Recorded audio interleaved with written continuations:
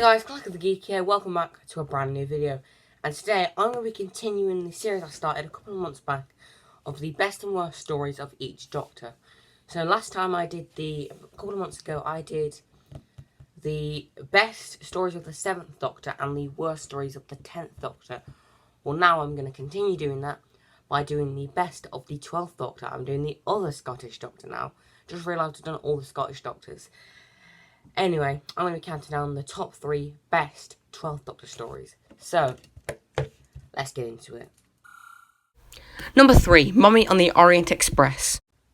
So yeah, Mummy on the Orient Express, a Series 8 story, and it's loosely based on the classic novel Murder on the Orient Express, except it's in space, and it's a mummy. Now that is a really interesting twist on this classic story, but it would have been nice to see the actual Orient Express train instead of it just being, it's this thing, but in space!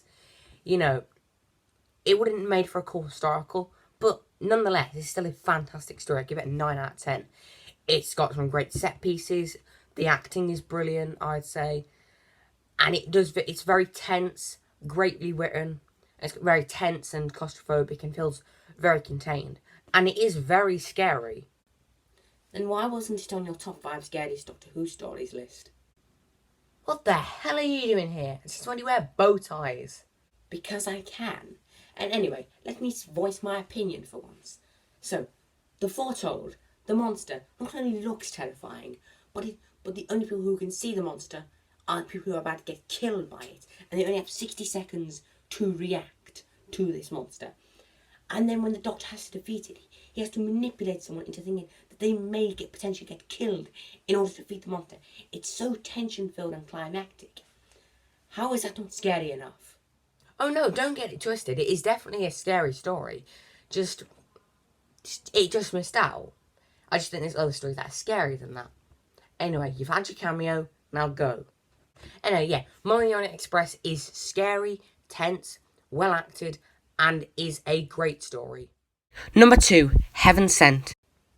So yeah, number 2, Heaven Sent. I'm including this as one part. I'm not including it with Hellbent because I haven't seen it, and quite frankly, I don't want to, but I will have to at some point. Anyway, Heaven Sent, a Series 9 story where, after the death of Clara, the Doctor gets sent to the confession dial where he has to grieve over Clara for 4.5 billion years. And in the process, ends up finding Gallifrey. So this episode is just magnificent. I mean, it's Peter Capaldi on his own for 55 minutes in a castle which is all psychedelic and psychologically tormenting him. And there's this hooded creature that keeps following him. And he carries the entire thing tremendously. And I've got to applaud him. For that.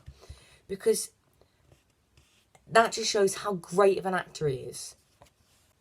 The music in this episode as well, Shepherd's Boy, which is the name of the song where the Doctor's punching down the diamond wall at the end. It's just magnificent. It's so sinister, yet there's a bit of hope in it. And it's also the thing that was used for Generation. And it's just so grand.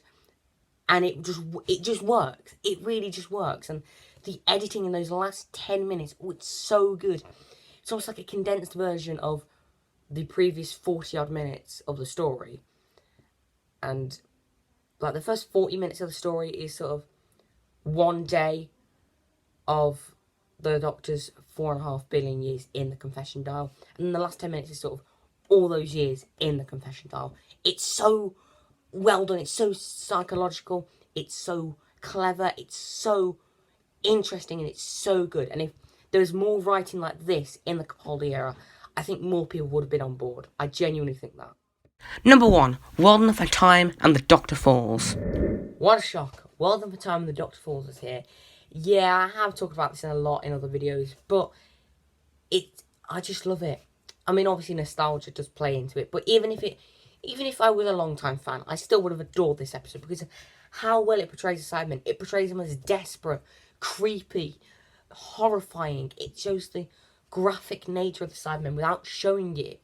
It doesn't need to show you, like, loads of prosthetic gore. It just needs to show you the bandages, like these Cybermen here.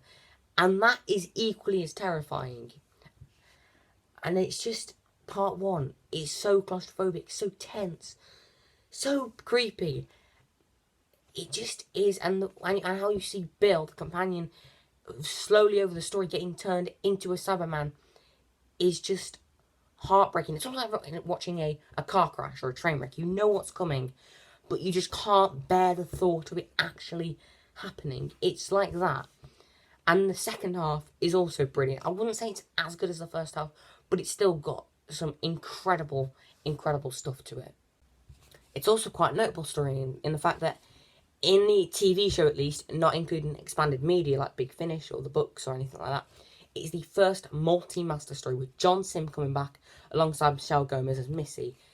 Now, people have complained before that they don't really do much in this story, but I've got a counter argument to that. And all fairness to you if you don't like that matter, but why do we like the multi-doctor story so much?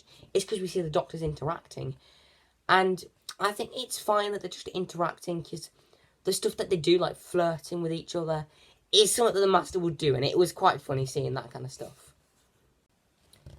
And some of the moments in this story are just glorious. The Doctor fighting the Cybermen one last time at the end, with the action-packed music and the explosions, and it's just glorious. And at the end of the story, when the Doctor's like, pity, no stars, I thought there were stars, it's just heartbreaking. Like, the Doctor just sees the ashes of war instead of seeing the stars he loved. It is heartbreaking what you realise what that actually means. And then Nardole, Matt Lucas's character, and Bill get such emotional send-offs. The Missy dying at the hands of the Master, and the Doctor not knowing that the Missy wanted to join the Doctor is just heartbreaking as well. And then the Doctor's be kind speech, I do what I do because it's right, because it's decent, because it's kind. That just sums up Doctor Who in a few minutes, and is one of, if not the greatest moment in Doctor Who ever. And that is why World of a Time / The Doctor Falls is not only one of my favourite Doctor Who stories ever, but it's my favourite Peter Capaldi 12th Doctor story.